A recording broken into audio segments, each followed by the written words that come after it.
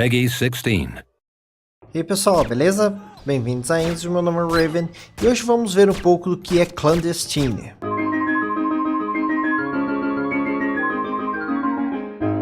Bom pessoal, vamos mudar essa fórmula um pouquinho aqui no vídeo e vamos ver se vocês gostam.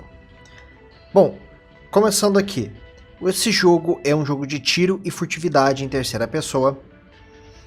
Ele foi lançado dia 5 de novembro de 2015 pela Logic Artists, um estúdio independente de Copenhague, na Dinamarca, fundado em 2011, que estreou nos PCs com o jogo Expeditions Conquistador. Não vamos falar do menu todo, mas algumas coisas eu queria comentar. Uma delas é o menu de dificuldade desse jogo. Ele é bem diferente, nós podemos selecionar uma dificuldade pré-configurada, ou nós podemos criar a nossa própria dificuldade, mexendo com algumas estatísticas do jogo, como a nossa vida, a vida dos nossos inimigos e coisa e tal. Em configurações gráficas nós temos o básico: tela cheia, resoluções, Field of View, que já passa do básico, V-Sync e alguns presets de qualidade gráfica. Ao todo, são 6 presets mais o Custom, que configuram resolução de textura, que nós podemos diminuir a resolução da textura e esticá-la para ganhar um pouco de performance, perdendo um pouco na qualidade de imagem. Temos a distância de geração de sombras, configuração de Depth of Field, com configuração para Depth of Field em tudo, apenas nos diálogos, ou desligado. Apesar de eu usar o Depth of Field como desligado, eu notei que algumas cutscenes ainda tem um pouco de Depth of Field. FXAA exclusivamente para Anti-Aliasing, HDR Bloom, SSAO para Ambient Occlusion e Global Fog, que é uma configuração de ambientação para alguns cenários do jogo. O menu de áudio é muito bom, com os volumes separados em mestre, músicas, efeitos sonoros e voz. Esse jogo é muito legal, ele tem atuação em voz que eu vi até agora em 3 linguagens: inglês, espanhol e russo. O menu de controles é básico, de adicional tem só a opção de nós configurarmos a mira para ser segurando o botão direito ou apertando para entrar na mira e apertando de novo para sair. Os botões são todos reconfiguráveis, inclusive os do joystick, mas o suporte de joystick nesse jogo é parcial. Nele nós temos 2 modos de jogo, o modo operativo de campo e o modo hacker. O joystick só funciona no modo operativo de campo. Ele nem funciona para entrarmos no modo hacker, nem para interagir com eles e nem para interagir com o mundo, por exemplo, digitar coisas em keypads ou digitar senhas em computadores e coisa e tal. Para isso a gente tem que usar o teclado. Eu pulei a parte que eu explico isso lá no começo, pessoal, mas esse vídeo aqui eu vou fazer com comentários em cima de um gameplay que eu já gravei, para ver se eu consigo ser mais conciso, direto e o vídeo ficar melhor e mais objetivo. Esse save que eu estou aqui, eu tenho umas 5 horas de jogo. Nós entramos aqui no hub do jogo, que é a nossa base e coisa e tal. E daqui nós podemos acessar uma lista de missões que nós podemos cumprir. Nessa lista de missões, elas têm os cenários que compõem aquela missão. Tem a opção de nós selecionarmos um tipo de jogo. Eu acho que a seleção, apesar de não estar disponível ainda, talvez eu tenha que terminar o jogo primeiro. Uma opção para nós selecionarmos a dificuldade do jogo, para nós podermos terminar todas as fases em todas as dificuldades, ele vai marcando lá pra gente. E uma lista de conquistas que a gente pode atingir enquanto jogando uma fase, que consiste em nunca ser visto por ninguém, em nunca matar ninguém, em nunca ser pego pelo administrador enquanto hackeando e coisa e tal, nunca pegar no arma nem ter no inventário de forma nenhuma, e terminar a fase num determinado limite de tempo. Quando nós escolhemos também uma fase que não seja o prólogo, nós podemos escolher um loadout. Nós podemos colocar uma arma, colocar até 3 pentes de munição e 3 gadgets ou granadas, para nós podermos usar dentro da fase. As mecânicas de furtividade desse jogo ficaram razoavelmente completas e boas. Podemos então arrombar portas, nocautear ou matar guardas furtivamente, nos esconder em paredes para fugir aos olhos e câmeras. Mas onde esse jogo brilha mesmo é no modo hacker dele. E com ele nós podemos fazer diversas coisas, como por exemplo tomar contas de câmeras, ver o que a nossa agente está vendo, marcar guardas para que a nossa agente possa vê-los mesmo através de paredes e coisa e tal, e hackear portas para sabermos códigos, hackear firewalls para que o nosso bug possa transitar na rede, hackear computadores para que nós possamos ler e-mails e ver informações, baixar arquivos secretos e coisa e tal. Hackear certos sistemas que nem controle de gás e coisa elétrica para que a gente possa usar como armadilha contra nossos inimigos. E a interação entre esses dois personagens, o agente de campo e o hacker, que é o modo cooperativo assimétrico. Duas pessoas jogam esse jogo, uma com o agente de campo e a outra com o hacker. Enquanto o hacker transita pelas redes, hackeia portas antes de o nosso agente chegar lá e computadores para baixar arquivo e coisa e tal, o nosso agente de campo vai prosseguindo na fase. Aqui, por exemplo, quando eu tenho que abrir uma porta, eu tenho que sentar ali e achar ela lá com o hacker, pegar o código dela e coisa e tal.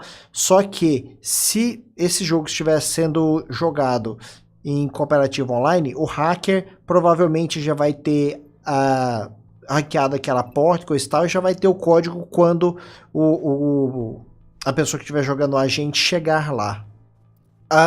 Por assim dizer, progressão é feita através da coleta de arquivos de inteligência deixados nas fases. É a quantidade desses arquivos que nós coletamos que vão desbloqueando armas e coisa e tal para que a gente possa pegar e utilizar na hora de entrar em uma missão. Nesse jogo também nós podemos fazer a utilização de vários gadgets. Um dos primeiros que a gente entra em contato aqui é um pager que nós podemos jogar.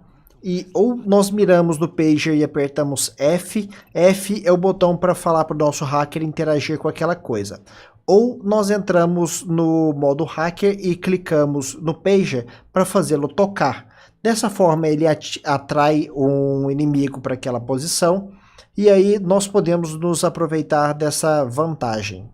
Apesar de esse recurso, uma coisa que eu gostaria era ter a possibilidade de chamar o inimigo para o lugar onde eu estou.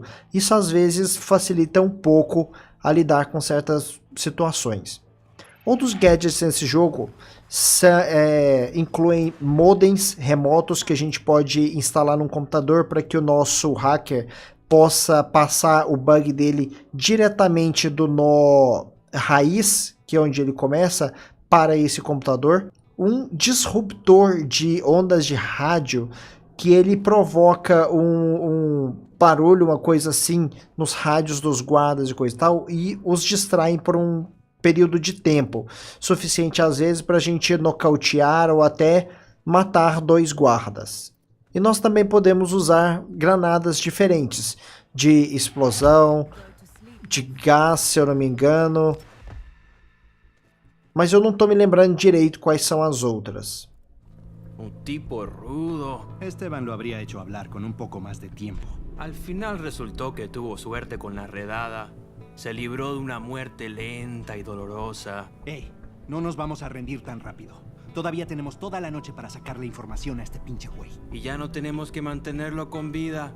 Así es mucho más sencillo. Did you hear that? Yeah, doesn't sound good. Our men won't be alive for the raid tomorrow. Maybe if we called the cops on these guys. They are the cops. We gotta get him out of there. You're a technician, you're not Rambo. We're just here to put up bugs. The circumstances have changed. Better tell everyone we're handling this. Shit. All right.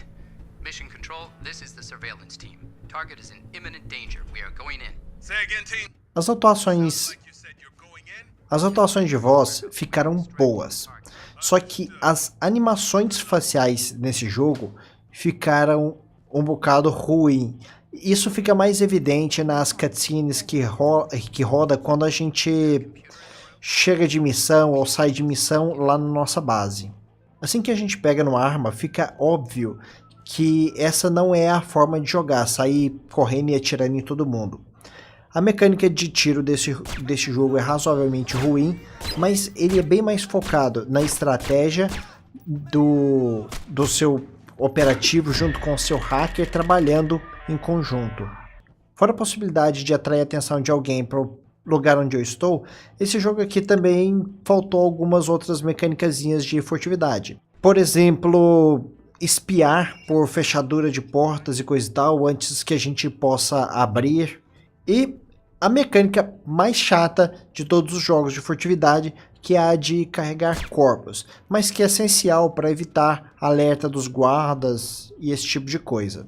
Em computadores aqui podem haver alguns e-mails aleatórios, às vezes senhas, às vezes arquivos para baixar e coisa e tal, mas geralmente em todo computador tem alguns e-mails que são só coisas de vaidade do jogo para dar um contexto mais elegante ao jogo. Eu notei que os diálogos, quando a gente termina de uma fase, coisa e tal, e quando a gente vai falar com pessoas dentro da nossa base, eles são bem influenciados pelas nossas ações. No final da segunda missão, eu fui repreendido por matar policiais durante a execução. E também fui repreendido por ter entrado no banheiro masculino da nossa base um pouco antes de entrar na segunda missão. Mesmo que isso não represente nada grandioso no jogo, no final e coisa e tal, como múltiplos caminhos na história, ainda assim eu acho um artefato de vaidade muito legal aí pro jogo, que traz uma certa atenção para como nós jogamos, o que nós fazemos. As texturas e os modelos do jogo não são top, mas eu acho que eles são mais do que funcionais. Algumas animações, como eu mencionei, ficaram meio esquisitas. Alguns cenários também, durante a noite, ficaram um pouco escuros e não tem forma da gente alterar brilho ou gama. Mas, de uma forma geral, eu achei que esse jogo ficou visualmente agradável. Eu achei legal o estilo da nossa personagem principal.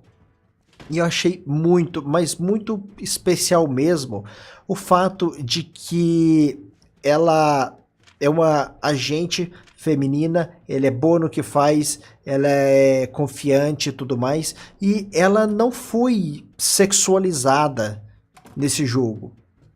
Apesar de ela parecer ser uma personagem aí que era para ser bonita. Com relação à trilha sonora, esse não é o tipo de jogo no qual eu ligue para ela. Mas, excepcionalmente, eu ainda não senti a necessidade de desligá-la. Eu só abaixei o som um pouquinho. Ela tá lá só para preencher o silêncio mesmo. Acerca da história desse jogo, ele se passa em 1996 e conta uma história de conspiração e espionagem pós-Guerra Fria. As mortes de vários agentes de ambos os lados da antiga chamada Cortina de Ferro parecem interligadas e uma força-tarefa conjunta da CIA e FSB é encarregada de investigar o caso. Nós jogamos aqui com uma espiã chamada Katia Kozlova e aquele hacker, o Martin Siborski, trabalhando em um grupo chamado Kingbridge Executive, invadindo e hackeando aí atrás da verdade sobre essas mortes. Então, para nós encerrarmos aqui o preço, pessoal, ele está custando R$ 45,99 na Steam. Eu comprei com 20% de desconto a R$ 36,79. Na época, esse jogo estava em acesso antecipado, ele já saiu de acesso antecipado, permaneceu com o mesmo preço completo na Steam. E se compensa, apesar de que eu acho que é um jogo razoavelmente caro, eu achei esse jogo um jogo bom, um jogo bem executado. Eu achei que ele faz bem o que ele intencionou fazer. Apesar de ele não ser muito bonito, ele é funcional. pessoal. E eu acho que os desenvolvedores desse jogo procuraram fazer focar em fazer um jogo divertido, diferente e funcional para PC. É por isso que eu não ligo muito com o fato de o suporte de joystick dele ser parcial e me permitir controlar apenas a minha agente de campo e nada relativo ao hacker. Porque esse jogo, ele realmente foi... Eu sinto que ele foi feito para PC. Só que sendo uma empresa indie, eles têm de fazer algumas...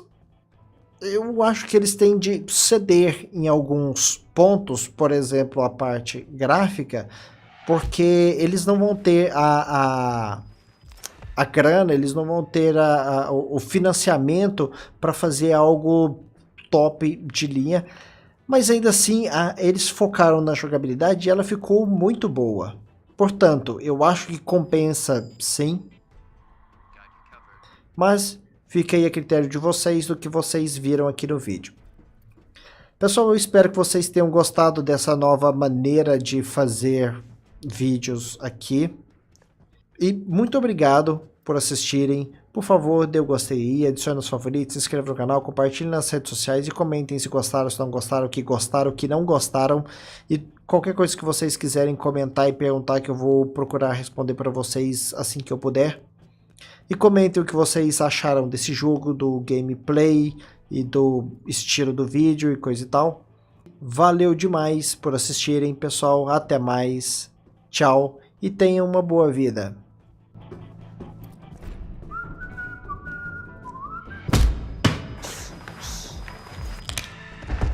Ma'am, I don't know who you are, but your timing is impeccable. Are you alright? Still in one piece, at least. Can you walk? Just about. Who the hell are you? My name is Katya. I'm here to extract you. CIA? Not exactly. I'll explain when we are out of here. Ladies first.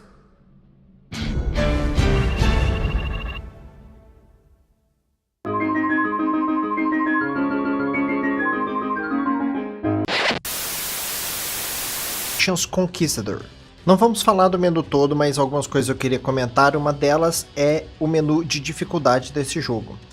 Ele é bem diferente, nós podemos selecionar uma dificuldade pré-configurada ou nós podemos criar a nossa própria dificuldade, mexendo com algumas estatísticas do jogo. Aqui, esse jogo é um jogo de tiro e furtividade em terceira pessoa.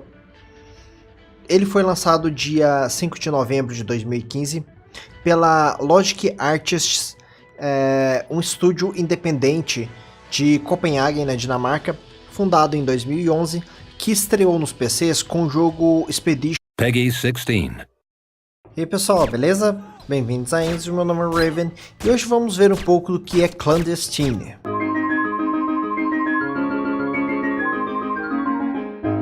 Bom pessoal, vamos mudar essa fórmula um pouquinho aqui no vídeo e vamos ver se vocês gostam. Bom, começando como a nossa vida, a vida dos nossos inimigos e coisa e tal. Em configurações gráficas nós temos o básico: tela cheia, resoluções, Field of View, que já passa do básico, V-Sync e alguns presets de qualidade gráfica.